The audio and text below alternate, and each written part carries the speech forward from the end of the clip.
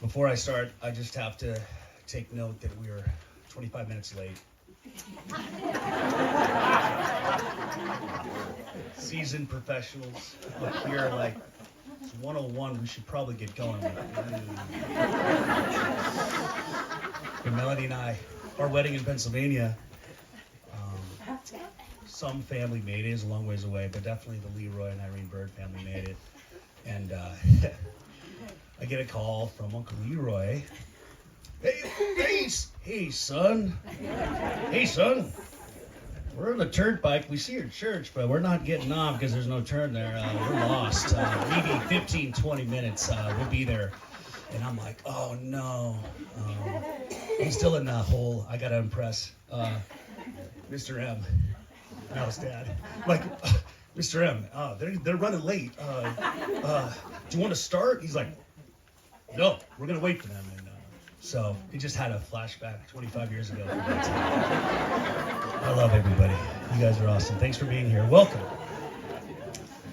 Welcome, everybody, from the bottom of our family's hearts. Thank you so much for being present for this celebration today. Just look at all of us here. A friend, a cousin, a nephew, a brother, a sister, a close family member to Chris Herman Byrd. This is the price you pay for having a great father. Yeah. You get the memories, you get the love, the joy, the life lessons, a great role model, the tender moments, and the tears in the end, coupled with smiles. Smiles and hopefully laughter today as we catch up with each other. Remember this great man and also remember what we have right now. Growing up in the 80s and 90s as Chris and Maureen's kids, I think all of us thought we were rich. That we lived in paradise. You know? We really did. The full neighborhood of Byrds, aunts and uncles and cousins to play with all day, every day. Man, we had hand-me-down clothes from the really cool cousins in Washington. They came over once or twice in the summer to visit, and they got a black garbage bag full of clothes, and it was like Christmas. I remember some of them even smelled like Chadwick and Nathaniel, and I was like, I'm not washing this shirt. These are going to get the girls, I know. We thought we were rich. Dirt bikes, fishing, building forts and jumps, all the adventure we could possibly come up with. What more could we ask for, really? Truth be told, nobody in that neighborhood was rich. Nobody. We didn't have an extra coin laying around, none of us. Kids didn't know that. We didn't take constant trips to Helena to see my mom's side of the family, the Byrds, because there just sometimes wasn't enough gas money, you know. So, but kids didn't know any different. We were wealthy. We did have riches. We just didn't want for anything else. What our parents instilled in us, even if it took years and decades to realize, is it's what it truly means to be wealthy, to be rich, to love, family, to be able to do good in this world, and of course to be loved. Our dad taught us so much. He had a sense of belief like I've never seen in any human being. A sense of belief in himself, and that's what he taught us. Believe in yourself. Believe in what you are doing, and what you are doing is to be good and to do good. He did many things for our family and friends and our community. My mom and I just left yesterday. My dad, Chris Byrd, did everything with 100% confidence. I didn't really put that together that's not normal until like I was a grown man and maybe even a dad. But he just had such confidence the way he walked, you know. He wasn't boastful. He had a quiet pride. Because he was a good man, doing good things. And he, it was just fun having that laugh. And I also said, you know, it kind of sounds like a Byrd, doesn't it? I mean, they're right. They're confident. They're, you know, everything's with 100% confidence. But you know, Dad really truly believed that, you know, he just believed in himself, his character, how he was raised, the difference between right and wrong. His opinion, his convictions, and the most important part, his actions. The summer, I can't believe this, the summer of his 8th grade year, after he got done with his 8th grade year, 14 years old, he climbed on his Honda 50 dirt bike, and he drove to Enterprise, Oregon, to work at the Wick family farm over there. 14 years old. Today it would take 8 hours in the car, and that's with interstates and all that. Took him 16 hours, and I still don't know where he slept, or if he did, or it was in a ditch or a campground. I don't know. It didn't matter, but my dad did it. He got on that bike. And you know, that only comes as far as from his mom and dad. You know, they let him. They were 100% confident in him, I guess. I mean, holy shit! I can't imagine Riley getting on a dirt bike. I mean, there's no way. I'll barely let her go to Hungry Horse Market sitting on a dirt bike, and that's actually the God's honest truth. Different times. But everything, even at 14 years old, my dad climbed on that bike without hesitation and did it. Flash forward 45 years later, I get a phone call, and he's like, "Hey, son, I think I'm done putting together this plane. I asked your mom to take a test run with me. She said no." And I know what's coming next. He's like, "Hey, you want to go with me?" I'm like, "No." I mean, God. You piecemealed together a kit plane of 10,000 parts, and I'm pretty sure I saw a 5-gallon bucket of extra parts when we were done. I'm not going up there. I got a young family. I can't be dying. Okay, no, that's all good. So click, and then my mom calls me, "Hey, I need you to go up there with me. I want you to be with me when Dad takes off." So we trailered the plane up, and Brennan's right. We went up to KOA, and yeah, I think it was just Melanie and I and Mom, and it was just a rudimentary runway, dirt, bumpy. So we just powered it up, went down, came back, went down again, and okay, opens the door, and he's like, "Well, Maureen, I'll be in touch. Maybe I might end up at Spotted Bear." Listen, this is my eulogy. You're welcome to come and do this. Yeah. What did you say? He didn't say that he was going to Spotted. Okay. Sorry. It's a little fuzzy. I actually was wondering about that. No, he was just like, "See you later, I'll be in touch," something like that. So he takes off, and everything kind of looks great, and he gets about 80 to 100 feet in the air, and this thing starts to veer a little left, and well, he'd never flown it because he put it together piece by piece. Well, it takes very little adjustment, like this, and he counter-corrected. So it went, and it actually dive-bombed towards the lodge pole, and my mom let out a blood-curdling scream, and for 1 second, I was like, "Well, that's it. That's it." And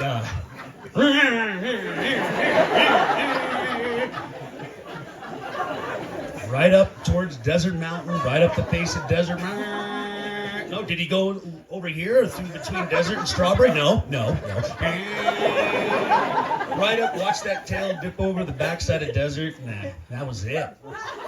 We stood around, looked at each other, and then after a couple hours, Mom got a phone call, and he was up in Spotted Bear having lunch. He was alive, but from 14 years old to, you know, whatever that was, 55, 60, he just believed in himself, and he believed that he could do it. He installed that with the Spirit. When I was 12, I still can't believe this.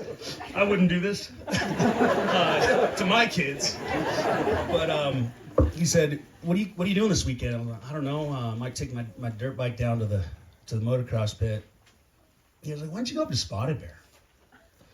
I'm like, "Okay, sure." Well, I'd never been past the dirt bike pit, and I'd never been past the Quorum gravel pit where me and Moses and the cousins would ride dirt bikes. Just, if you don't know, it's 52 miles to Spotted Bear one way. I'm 12. And I'm 12, so I'm like, yeah, sure, yeah, dad's cool with this. I'm good too. So the next morning, got up, mom made me breakfast, I packed lunch, snacks, dinner, whatever, backpack, fishing pole, boom.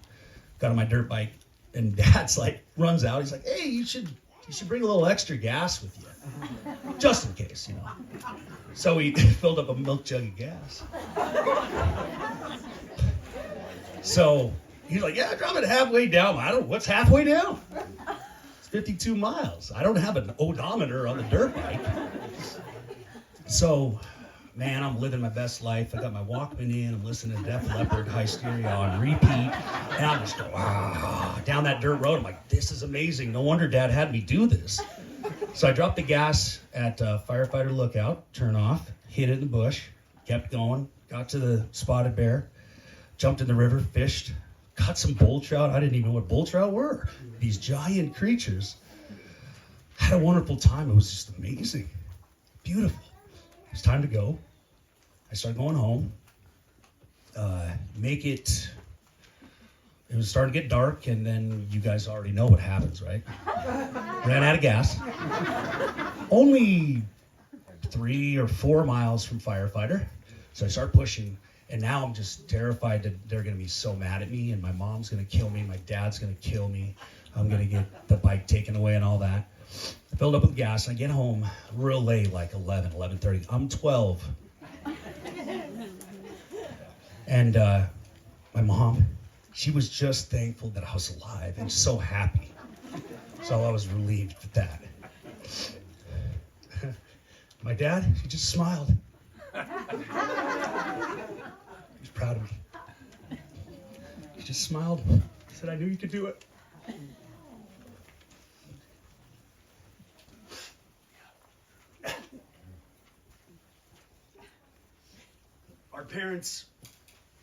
Our parents together showed how to love and honor and treat each other the way God intended. They were both so incredible in terms of their example, that not only Tiffany and Brendan and myself, but to so many here, even so many today that have come up to me and said the same thing. They built a home in a sleepy little town in Martin City, Montana. They wanted to raise a family there in God's country. But this little town and the area around us was just organically shut off from the rest of the world. They decided to adopt kids of their own when they found out that they couldn't have kids of their own. Not only did they adopt 3 kids, they adopted 3 mixed kids. Mixed kids. The whitest part of the country. It's a good thing Martin City, Hungors, and Quorum have the most open-minded people.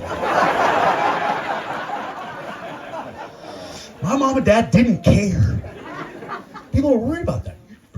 This kid's Native American, bastard, adopted. You sure about this? And man, so sure. They loved us as if we were from their flesh and blood. But it's like having kids of our own.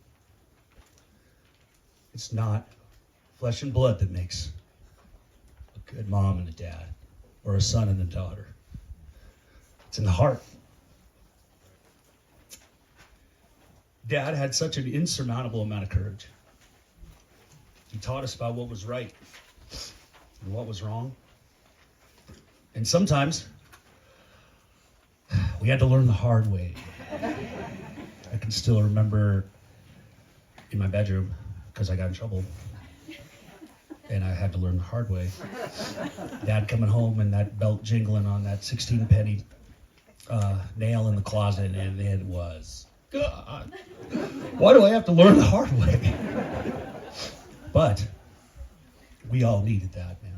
We all needed a strong man in the house to get us going straight down the road, you know. And also, in the end, to like fight for what's right, you know. When I was in second grade, this is my last story about me, but I was in second grade. I can't believe how young we all were, and we did the wildest stuff. And compared to young kids now, it's just a different time. But I was in second grade, and my sister Tiffany was in kindergarten, and we attended Martin City Elementary School, which is about an hour walk. Not an hour walk, a mile walk. Sorry, a mile. And, you know, I went to school there, kindergarten, first grade, but for whatever reason, at the beginning of school, these 3 kids came up to me at recess, and they said, you know, our dad said you're nothing but a no good, the N-word, the real bad one. I didn't even know what it meant. And they said, we're gonna kick your butt after school. And I was terrified. So I told my sister, she said, call Mom, call Dad, they'll come get us. And I said, no, Dad's at work, Mom's working till 6. No, they're not gonna do it, you know, whatever. So I sent Tiffany home first, and then I waited till all the bus lines were gone. They started walking home. And sure enough, as bullies keep their promises, they jumped out of the bushes, and this one kid comes up to me. He said, I told you. He starts taking off his backpack and his coat, and I ran. I was a pretty fast kid, and I was running through the alleyways of Martin City and through the dishes and through people's backyards, and these 3 guys were chasing me, and I could just hear them right behind me, and I could feel their breath on my back. I was just running for my life, and I got to the highway, and I heard rocks just whizzing by my head and just throwing rocks at me, and made it all the way home, and to my surprise, my dad was home on a weekday, which he never was. And he was building the deck in the back of the house, and I came home, and I was just super out of breath, terrified, like emotional, like, what just happened? I told him everything that went down. And I'll never forget, he's on his knees with his leather carpenter tool belt, with his nails and his hammer, and he just looks up at me and right in the eyes, and he said, next time, don't run. Next time, don't run. I was like, what do you mean? I said, and you run today, you run tomorrow. You run the day after that. And I said, you don't believe in violence. You know, you don't believe in war. You don't believe in fighting. It's bad. We get in trouble if we fight. He said, this isn't fighting. This is standing up for what's right. Next day at school, he said, tell me what happens when you get home from school tomorrow. The next day at school, what do you think happens with bullies, right? They don't quit. And they came up to me at recess, Josh, Justin, and Jared. And they said, well, you're going to get it really bad now. You're going to get messed up. And just kept my head down, and Tiffany went home. I waited. I prayed to God that they weren't there. Scared. So bad. Walked down the road, and here they are. Josh takes off his stuff and put down my backpack. And he comes up to me, and he's about to swing, and I just punched him right in the nose. It's my first punch I've ever thrown in my life. And blood just shot right out of his nose.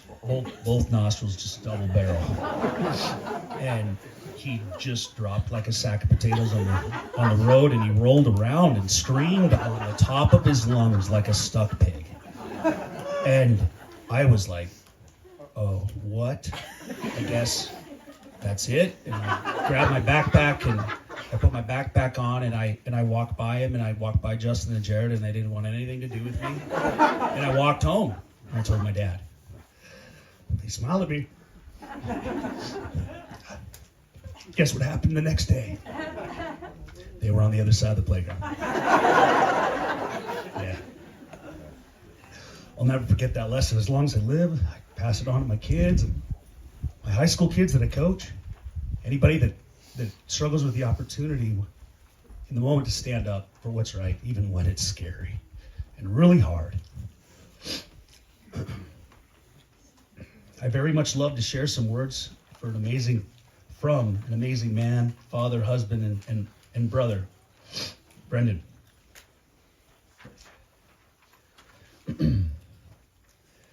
Dad had a unique sense of humor. He cared so much for us all, but I will always remember this hilarious day. Stephen, James, and I built this huge jump out of sawhorses and plywood, and the landing was super flat. Yeah. Stephen ramped it so hard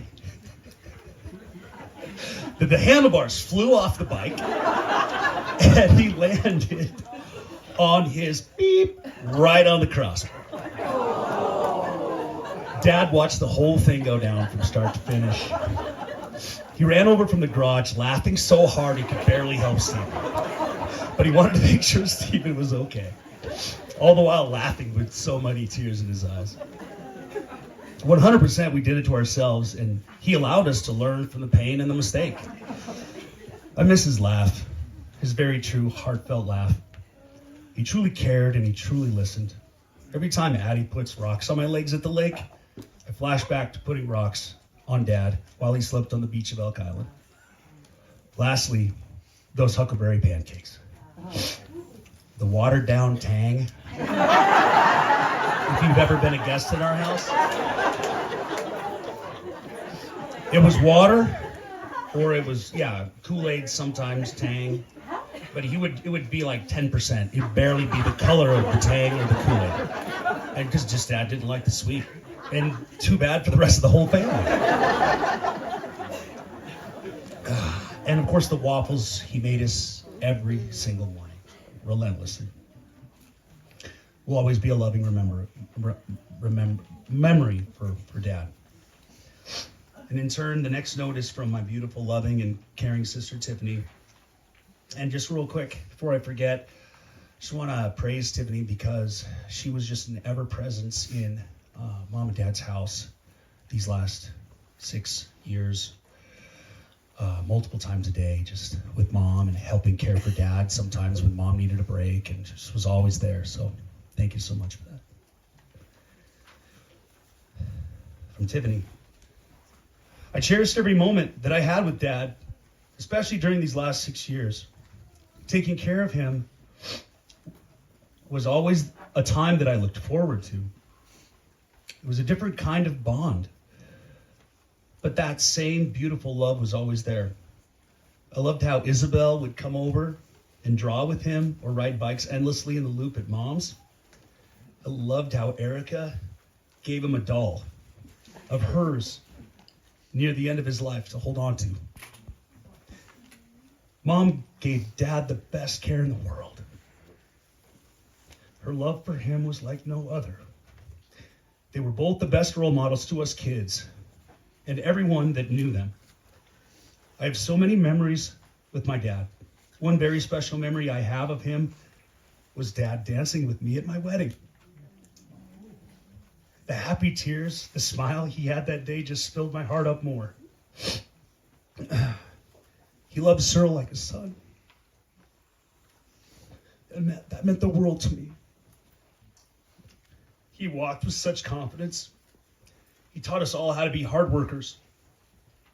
Another great memory I had was when our family would go camping every summer to Elk Island. He'd wake up early in the morning and he'd start perfecting the fire for the most delicious breakfast of huckleberry pancake, bacon, and eggs.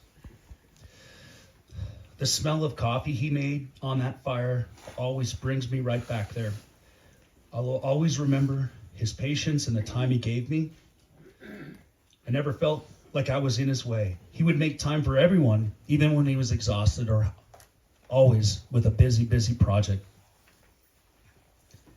He was an excellent father, husband, brother, uncle, grandpa, and a friend to so many. May his memory be for a blessing.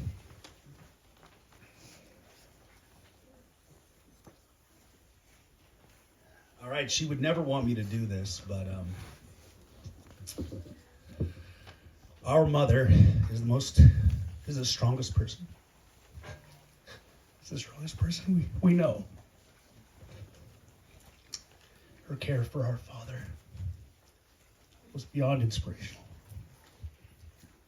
Relentless with love, patience, acceptance, frustration, grief, all the sad stuff too. Incredible role model. Thank you. Mom also wants to thank my dad's siblings and her siblings that oftentimes would drop everything and help. Projects around the house. Emotional support, a lot of that. She just told me yesterday that everybody made her feel so supported with any decision she had to make about Dad. So, thanks to you all. Our family's amazing. The pain of losing a father feels overwhelmingly painful.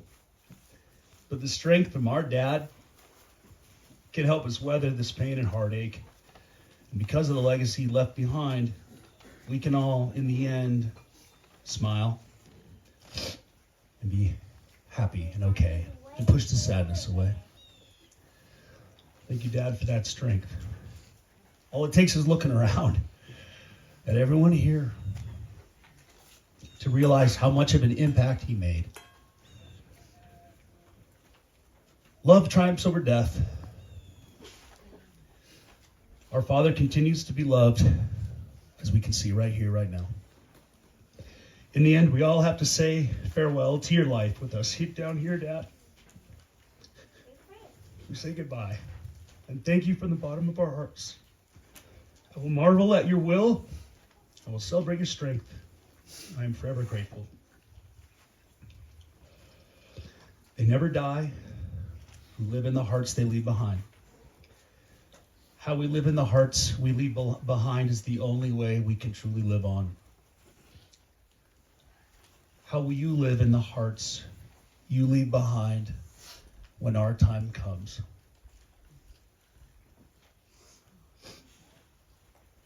Don't let a moment slip.